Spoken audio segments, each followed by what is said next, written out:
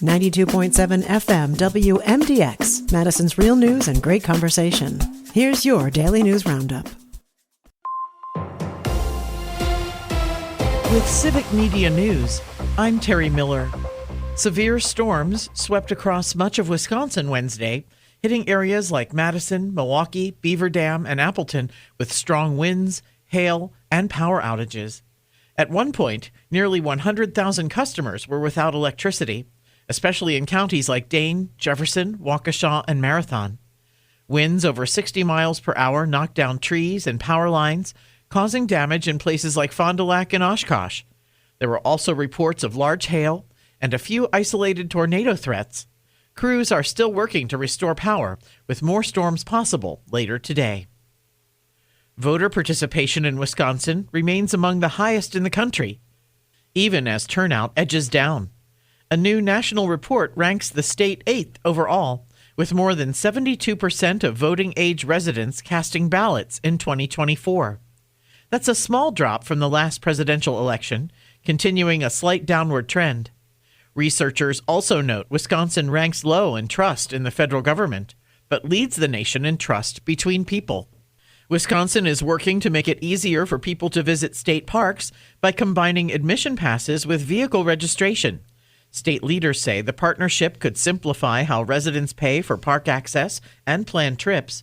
The effort is being led by WisDOT, the DNR, and Travel Wisconsin.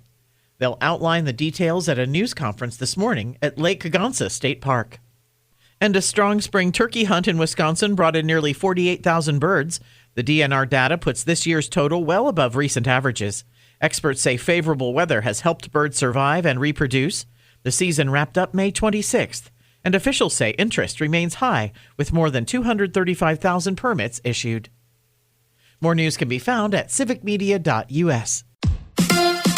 The crew heads for home. Hi, I'm Mike Clemens with sports. Baseball. The Brewers return to Milwaukee to begin a 3-game series tomorrow night against the Philadelphia Phillies. The Brewers lost last night to the A's in Vegas 4-3, despite a good showing by right-hander Brandon Sproat, who gave up only 4 hits and 1 run through 6 innings. That's good, 6 innings, 1 run. Yeah, it's great. Those are the results. But really, what I'm more proud of is just staying with the process and just keep, just stacking good days, stacking good work. Manager Pat Murphy on Sproat's performance. He attacked, and he was ahead in the count most of the time, and very pleased with him.